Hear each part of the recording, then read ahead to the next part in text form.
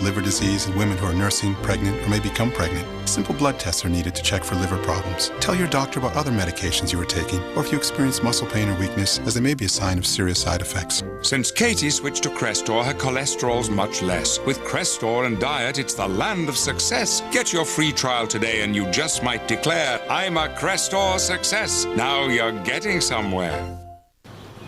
Hello, Mrs. Johnson. Would you like to buy some cookies? Sorry, sweetie, I don't have any money right now. Oh, please. Everybody knows you just bought a new Toyota Camry. It's your alloy wheels, leather seats, and you're gonna tell me you don't have enough money to buy some little girl's cookies? I'll just put you down for 4 boxes of Snickerdoodles. The Toyota Camry. It looks expensive, but it's not. Now get $1,000 cash back or 1.9% APR for 48 months on the 2005 Camry LE. We're not TV cops. We're the real deal. This is our tough guy look. When TV cops do something painful, they get the stunt double. When real cops like us do something painful, we get the BC. I'm fine. I don't like TV cops. We like BC powder because it dissolves faster than tablets. When someone calls the police, they don't want to wait around for help. We don't have time to wait either. If BC were any faster, I'd give it a ticket. How you like that? That is funny. Get revved up for the 34th Annual International Auto Show, November 5th through the 14th at the Miami Beach Convention Center. Plus, watch Fueling the Drive, our exclusive Auto Show 2005 special. See the hottest new models, go retro with a cruise down memory lane, and check out the Dream Machines in $1 Million Alley. We're going for a test run. Join Teresa Bravo and a car-crazy team for Fueling the Drive, Saturday at 7 p.m. on CBS 4. We leave you now with some breaking news out of Palm Beach County. At a West Palm Beach precinct, we're getting reports that some battery power issues, some voting machines ran out of battery power, 9 to be exact, and 40 votes were lost. This is the first major problem reported here in South Florida this election day. And we'll have more on that in our special edition in 1/2 hour at 7 o'clock. That's the 6 o'clock report. Now stay tuned for the CBS Evening News with Dan Rather. Good night. Tonight, big election, big issues, and voters respond with big turnouts from coast to coast. The candidate's long campaign ends with one man, one vote, and one question: who wins? What about voting problems so many people feared? Keep your fingers crossed. So far, complaints are few and far between. How will it turn out? CBS News exit pollsters are taking the election's pulse. And talk about animated politics, the biting comedy that gave this campaign so much extra zing.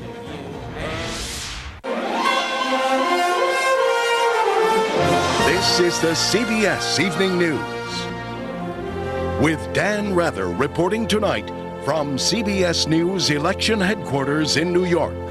Good evening. It's finally over. The campaign for the presidency. Now voters are having the last word. And they're turning out in big numbers. Long lines formed at polling places all across the country. They're indications the top issues on voters' minds today are jobs and the economy, terrorism, the war in Iraq, and moral values. In Georgia, some people didn't just line up. They camped out to vote. If you haven't voted, you still have time. Then watch your vote count right here. CBS News correspondents are deployed to bring you the full election story. Jim Axelrod kicks off our coverage. On a day of deep division in this country, thank you, Americans of all political persuasions shared at least one thought. Polls are open. Finally. I have a feeling it's the most important vote I've ever cast. The other thing shared by almost all voters on this day, long lines. Terrific citizenry of people coming out and waiting in line for 2 hours to vote. It's quite extraordinary to stop to think about it. If you measure the health of a democracy by how many people vote, then this year, American democracy should get a clean bill. John F. Kerry and John Edwards, 7 votes. Because so far, it looks like turnout will far surpass the 105 million Americans who voted 4 years ago. And I think more people realize how much more important it is to vote now, because it's your voice. You know, my voice counts. President Bush started his day in Texas, where he voted. He then headed to Washington, making a detour in Columbus, Ohio, to thank campaign workers. I promise you it's me. And make a few last-minute get-out-the-vote calls. God bless. 1-0. Senator Kerry woke up in the battleground state of Wisconsin. And together, we're going to change the direction of this country. Before kissing one last baby and flying to Boston to cast his vote. I'm still asking Americans for their votes. I never leave any stone unturned. Despite the fears that polling place disputes would be the rule, not the exception, they were minor for the most part across America. And so with the pollsters telling us there are just as many of these voters out there. I voted for John Kerry because I feel that George Bush didn't do a good job with the 4 years we just gave him. As there are these voters. I want to put the right man in the White House. I should say back in the White House. There's nothing to do now but wait and see. The president will watch election returns tonight at the White House. Senator Kerry is obviously here in Boston, where the forecast is for cold and rain by the time he gets ready to address the crowd tonight. Assuming it is tonight he addresses the crowd. The even bigger question, however, will it be a victory speech or a concession? Dan? Jim Axelrod reporting live from Boston. Thanks, Jim. Two of the most closely watched and hotly contested states tonight are Florida and Ohio.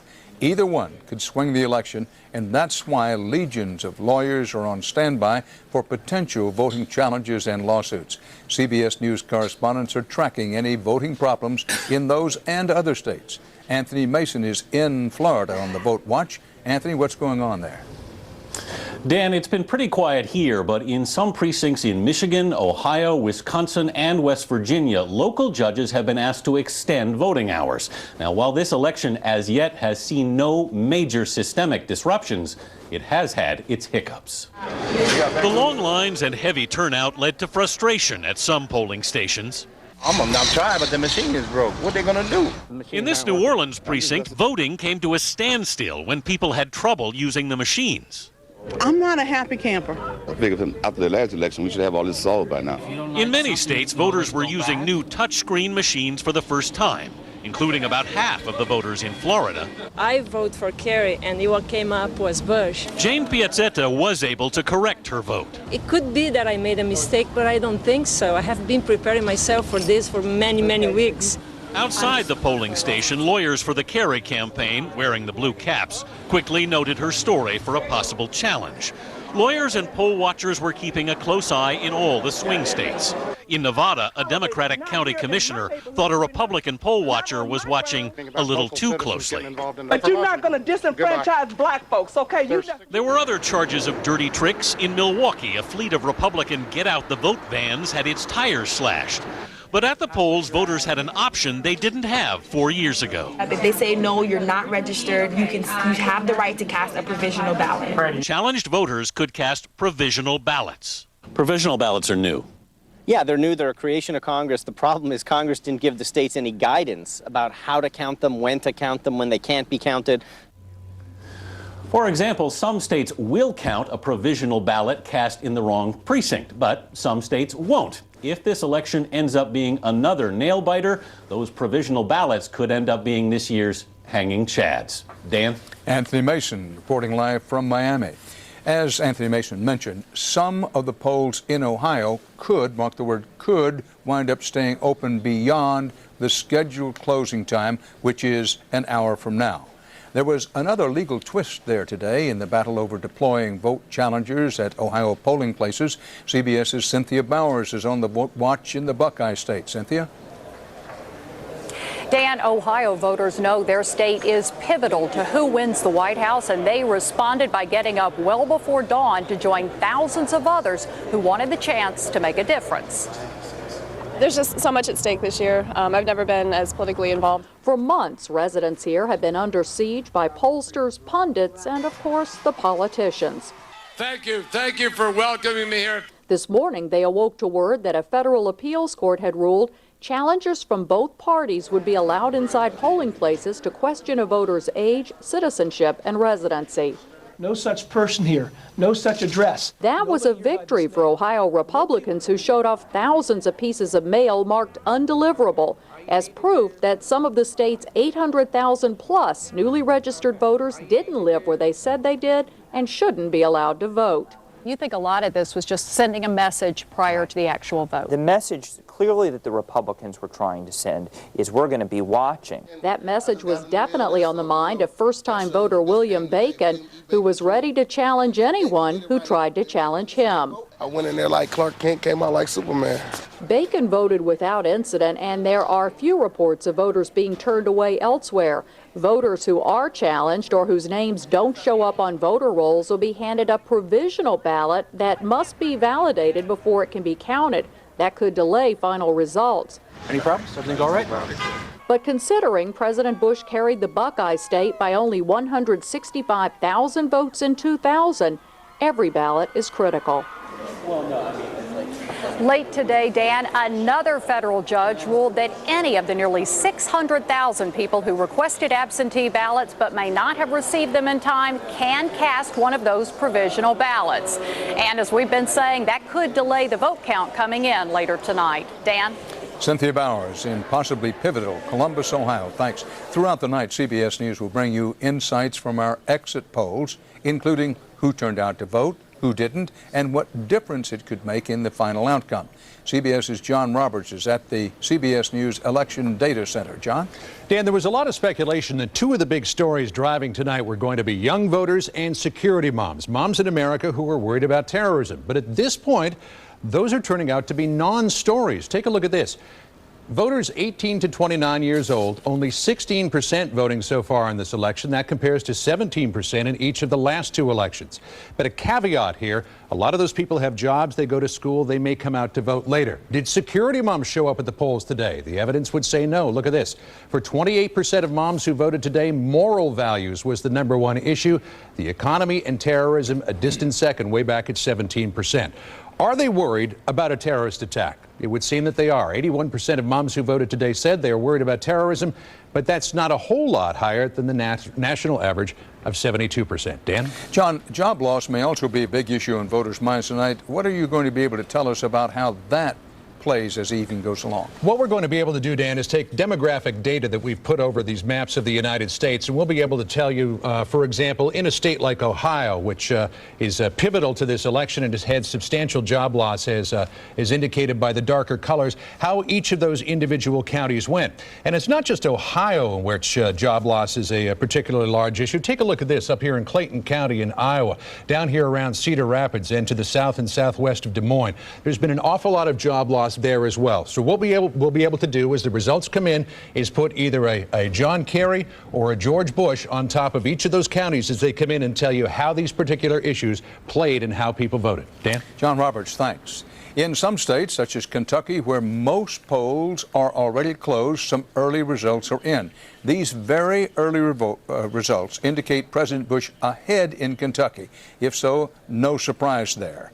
As for what else to look for tonight, for clues to which way this election may be swinging, we turn now to our CBS News chief Washington correspondent, Bob Schieffer.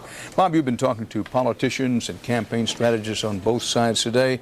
What are they worried about?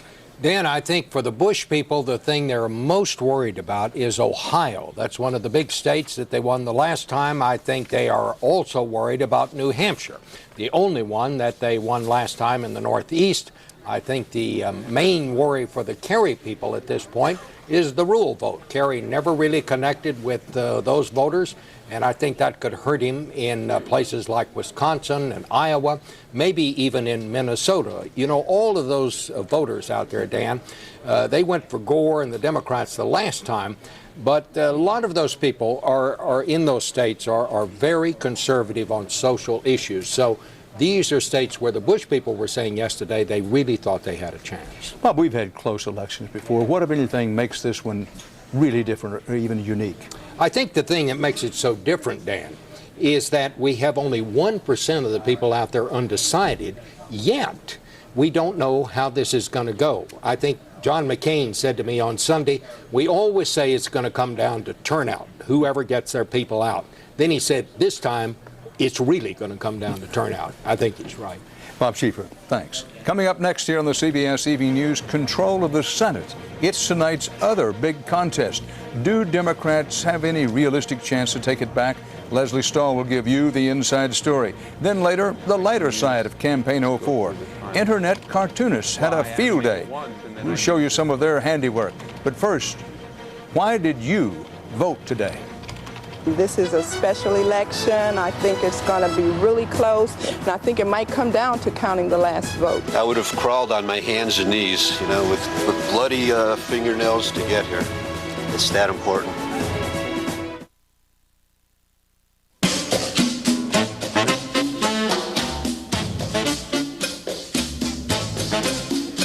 Are the stars out tonight?